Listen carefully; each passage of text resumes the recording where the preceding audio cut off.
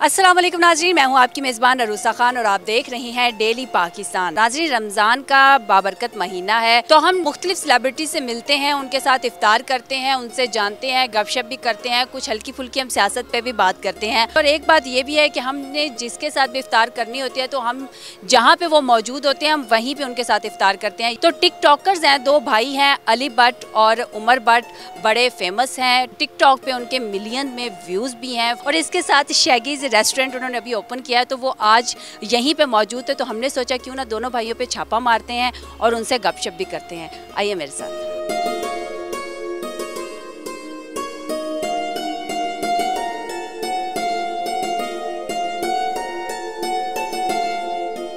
नाज़रीन, इस वक्त अली भट्ट और उमर भट्ट हमारे साथ हैं, इनसे हम गपशप करते हैं, कुछ रमज़ान के हवाले से जानते हैं और कुछ सियासत पे भी बात करेंगे और कुछ हल्की फुल्की और भी बातें होंगी। रमज़ान कैसा जा रहा है अली? पहले हम आपसे बात करेंगे, बचपन का रमज़ान, बचपन के रोज़े और अब जाहिर सी बात है आप ज़िंदगी के एक ऐसे हिस्से में जिसमें बहुत सी जिम्मेदारियाँ भी होती हैं, तो पहले का रमज़ान और अब का रमज़ान कैसा, क्या फ़र्क है? बचपन के रमज़ान में और अब के रमज़ान में बहुत फ़र्क है। बचपन का रमज़ान इस तरह का होता था कि सहरी की तो थोड़ा घूमे और जाके लेटे और कभी नमाज़ पढ़ी तो इफ्तारी टाइम उठे, ठीक है, तो हमारा ये रमज़ान गुजर जाता था। लेकिन अब के रमज़ान में बड़ा फ़र्क है।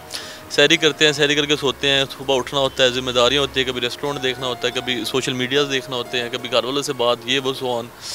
तो बचपन का रमज़ान तो बहुत अच्छा था। अब का रमज़ान भी बहुत अच्छा है लेकिन जिम्मेदारियाँ आ गई हुई हैं। बड़े आप हैं या उमर? मैं बड़ा हूँ। उमर, आपका रमज़ान कैसा होता था? बचपन का ज़्यादा मज़ेदार था यार। बचपन में मतलब कोई आपको फिक्र नहीं थी होती, कुछ भी नहीं था होता, जो मर्जी करो, ना कोई टेंशन है, ना कोई जिम्मेदारियाँ, ना कुछ। अब है जिम्मेदारियाँ बहुत सी।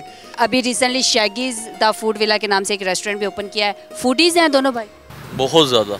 अभी रमज़ान चल रहा है तो कुछ इफ्तार में खुद भी बनाते हैं या बस रखे हुए हैं, शेफ़ रखे हुए? नहीं, शेफ़ रखे हैं, खुद बनाएंगे तो फिर वो खा नहीं सकेंगे, ठीक है। लड़के जो होते हैं वो कम ही मतलब अच्छा खाना बना सकते हैं, मतलब बनाते भी नहीं हैं। तो शेफ़ हैं, वो शेफ़ बहुत अच्छा खाना बनाते हैं। खुद कभी बनाया है घर के किचन? घर के किचन में हाँ, मैंने शौरमा बनाया हुआ है, लेकिन मतलब रेगुलर बेसिस पे नहीं। उमर ने हाथ खड़ा किया, इसका मतलब है कि उमर ने कुछ बनाया हुआ है। मैं अक्सर मतलब अम्मी की हेल्प करता रहता हूँ ना रमज़ान में, इसे भी पता है इस चीज़ का। यार मैं पकोड़े नहीं तलता था, तो बता, मैं पकोड़े तलता बनाता रहता था, पकोड़े बनाता रहता, अम्मी की हेल्प करता। ये नहीं कि मतलब कर लेता था, मतलब बैठ जाता था। अम्मी ऑफिस जाती थी, ये घर का काम करता था, मैं अम्मी की हेल्प कर देता था।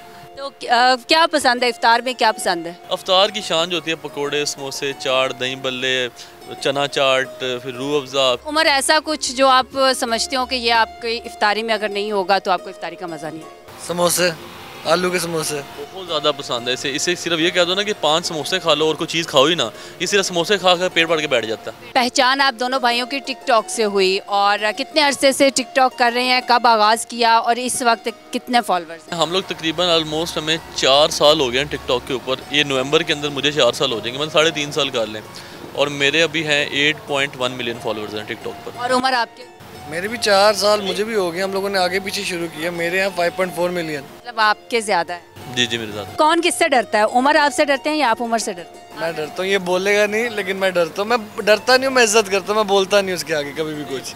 बोलने का मसला ये है, छोटा है, मैं इसे समझाता रहता हूँ, तो बस वो इसी सिनेरियो में कभी इसकी बेइज्जती कर देता हूँ। टिकटॉक भी करते हैं, व्लॉगिंग भी करते हैं, इन्फ्लुएंसर भी हैं, उसके अलावा बिजनेसमैन भी हैं, तो सारी चीज़ों को अब रेस्टोरेंट भी ओपन हुआ है, तो मैनेज कैसे होती है? बहुत मुश्किलों से मैनेज होता है। और नहीं, मैं टिकटॉक काम करता हूँ रमज़ान के अंदर। पहली बात तो है क्योंकि टिकटॉक के ऊपर ज़्यादातर सॉन्ग्स, वीडियोज़ वगैरह होती हैं, ठीक है, तो मैं टिकटॉक नहीं करता। बिज़नेस पे मैं टोटली मतलब ध्यान रखता हूँ क्या हो रहा है क्या नहीं हो रहा। जिस तरह भी रेस्टोरेंट पे आए यहाँ पे, उससे पहले आ जाता हूँ, हर चीज़ को लुक आफ्टर करता हूँ और अपना सोशल मीडिया भी मैं मेंटेन रखता हूँ। टिकटॉक जब स्टार्ट में आया तो लोगों को इतना इसका आइडिया नहीं था। जैसे जैसे इस पे कंट्रोवर्शियल ये होता गया, इसके बारे में तनकीद भी करते रहे, टिकटॉकर्स पे भी बड़ी तनकीद की जाती भी थी, अभी तक की जाती है। और मेरे ख्याल से स्पेशली एक लड़की जब कोई टिकटॉक बनाती है तो उसको हमारी सोसाइटी में कुछ अच्छा नहीं समझा जाता। क्या कहेंगे, लोगों को क्या कहेंगे, टिकटॉक को क्या कहेंगे, आप इसको किस नज़र से देखें? पॉजिटिविटी और नेगेटिविटी ये ना, एक जिधर आप दुनिया की जिस मर्जी कोने में चले जाए, आप खाना, अल्लाह माफ़ करे वैसे की बात करूँ, सऊदीया में भी जाए ना, वहाँ पे भी नेगेटिविटी पॉजिटिविटी होती है। इसी तरह नेगेटिविटी पॉजिटिविटी टिकटॉक के ऊपर भी है। अब उस दिन जब हम लोगों ने लास्ट टाइम एक प्रेस कॉन्फ्रेंस की थी, इसके अकॉर्डिंग ही हमें पता लगा था इस बात का कि सिर्फ 2 से 3% टिकटॉक के ऊपर नेगेटिविटी कंटेंट है। और लोग इस पॉइंट को इस तरह बयान करते हैं कि 75% नेगेटिव है, टिकटॉक और 25% पॉजिटिव नहीं यार, हर जगह नेगेटिविटी पॉजिटिविटी होती है। उमर, आप क्या कहना चाहेंगे टिकटॉक के बारे में? पहले जिस टाइम शुरू में आई थी उस टाइम तो बहुत ज़्यादा एक फैमिली ऐप थी, उसके बाद हम लोग इस चीज़ को मानते हैं लोग कुछ गलत आए हैं बीच में, ठीक है, लेकिन फिर पीटीए ने और उसके बाद टिकटॉक ने आके वो अकाउंट्स बैन किए हैं। 2-3% अकाउंट्स थे वो आके उन्होंने बैन किया, उसके बाद अवाम बिल्कुल ख़त्म हो गया। अब तो इवन दो हम लड़के हैं ना, हम लड़के भी कोई वीडियो लगा रहे हो तो मतलब हमारी यहाँ से भी कोई चीज़, मतलब हम शर्टलेस वीडियो नहीं लगा सकते, लड़के भी, ठीक है, वो फ़ौरन वीडियो डिलीट कर देते हैं, वायलेशन में डाल देते हैं। इस हद तक स्ट्रिक्ट रूल्स है। तो मेरे ख्याल से अच्छे बुरे लोग तो हर जगह होते हैं, तो आपको बुरे लोगों को ब्लॉक करना चाहिए बनिस्बत इसके आपके आप ऐप बैन करें। रेस्टोरेंट आप लोगों ने ओपन किया है, फूड इंडस्ट्री में आप शामिल हो गए हैं, आगे टिकटॉक को या शोबिज़ इंडस्ट्री को कैरी करने का इरादा है? नहीं, टिकटॉक को तो हम थ्रू आउट मतलब कैरी करेंगे जब तक कि पाकिस्तान में टिकटॉक चलने देंगे। हाँ, लेकिन शोबिज़ वाली साइड पे हम लोग नहीं जाएंगे, बिजनेस को हाँ ऑब्वियसली बात हम लोग कैरी करेंगे। उमर, आपने अभी रिसेंटली एक गाना भी किया है जन्नत के साथ, तो आपका इरादा है आगे शोबिज़ में?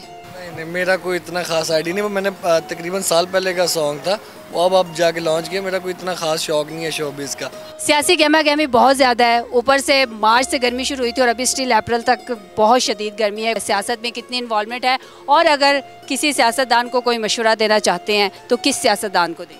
मैं मशवरा तो किसी को नहीं देना चाहता, लेकिन तुम एक अच्छे वक्त में अगर तुम एक इंसान के साथ खड़े हो ना और उस पर बुरा वक्त आ गया तो तुम्हें बुरे वक्त में भी उसके साथ खड़ा होना चाहिए। मतलब ये इनडायरेक्टली आप जहांगीर तरीन और अलीम खान को मशवरा दें? नहीं, मैं बता रहा हूँ, मुझे इतना पता नहीं, लेकिन मैं अकॉर्डिंग टू द जो ये सारा सिनेरियो बना हुआ है ना, मैं उसके अकॉर्डिंग बोल रहा हूँ। उमर, आपके फेवरेट सियासतदान कौन है? देखिए, मैं बेसिकली कट्टर नून लीग का हूँ, ठीक है, लेकिन अगर मैं अपना एक पर्सनल एक बात करूँ ना, मैं आसिफ अली जरदारी साहब का बहुत बड़ा फ़ैन हूँ। मैं कहता हूँ कि इमरान खान साहब को उनसे सियासत के गुण सीखने चाहिए।